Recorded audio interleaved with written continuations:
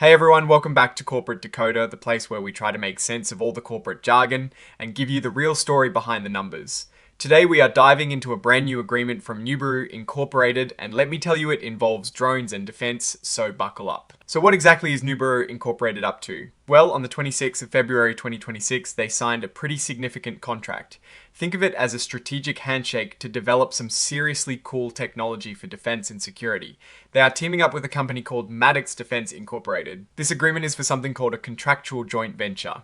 Essentially, it means they are going to work together on a specific project, a modular, containerized, mobile additive manufacturing platform.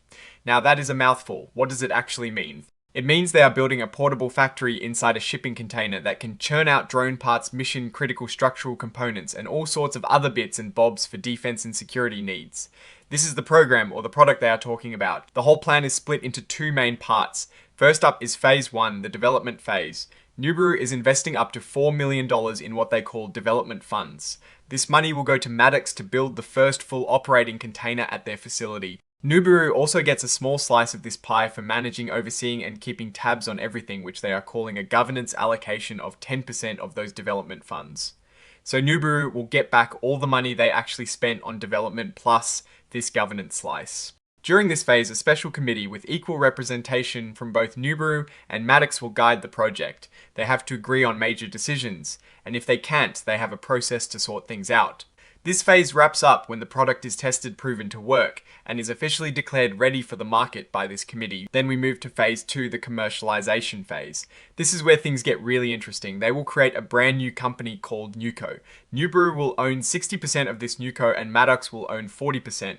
Nuco will be the main vehicle for selling and producing this product. The board of directors for Nuco will have 5 members, 3 appointed by Nuburu, ensuring they have significant control, and 2 by Maddox. Now here is a crucial part for Nuburu. Until they get all their development costs back, all the profits Nuco makes will go to Nuburu, and Maddox 40% stake will be pledged as security for Nuburu.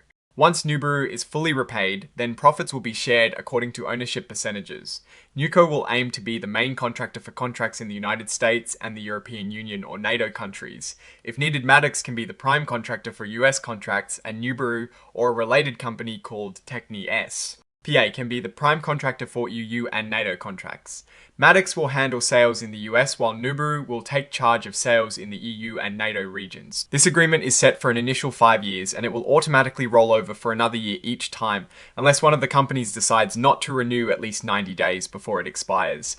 It also includes all the standard legal protections like promises about what they are going to do, confidentiality clauses, and what happens if someone messes up or breaches the contract. Now, before we move on to what this all means for the company and its stock price, we have to look at the standard caution often included in these reports.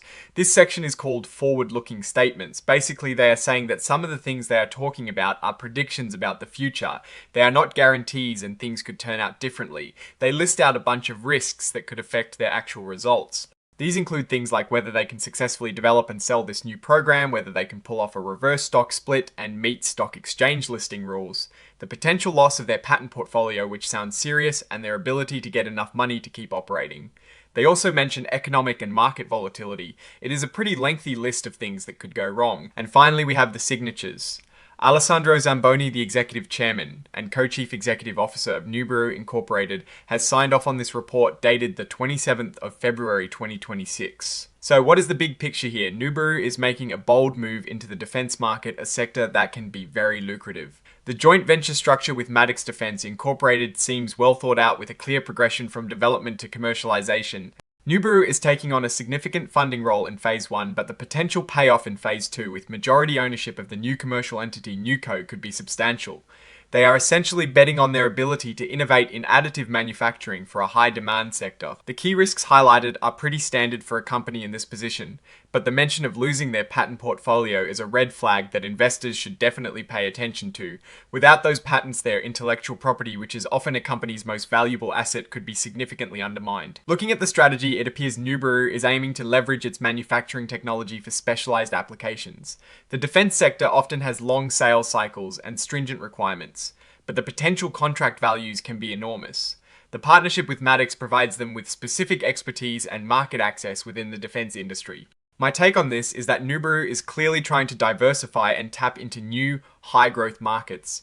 The joint venture model is a smart way to share risk and leverage partner strengths. If this mobile manufacturing platform proves successful and can secure defense contracts, it could be a game changer for the company. The dependence on Maddox for development and the significant upfront investment means there is a considerable amount of execution risk involved. Investors need to watch closely how Phase 1 unfolds and whether Nuburu can manage the financial commitments and regulatory hurdles. The success hinges on the timely delivery of a market, ready product, and the ability of the new entity Nuco to win significant contracts. Alright, that is our breakdown of Nuburu Incorporated's latest filing. What is your take on this new defense venture and what potential does it hold for the company? Let me know your thoughts in the comments below. If you found this analysis helpful, please hit that like button. It really does help us out, and subscribe for more deep dives into corporate filings. Don't forget to join our Discord community linked in the description for more discussions and insights on all things business.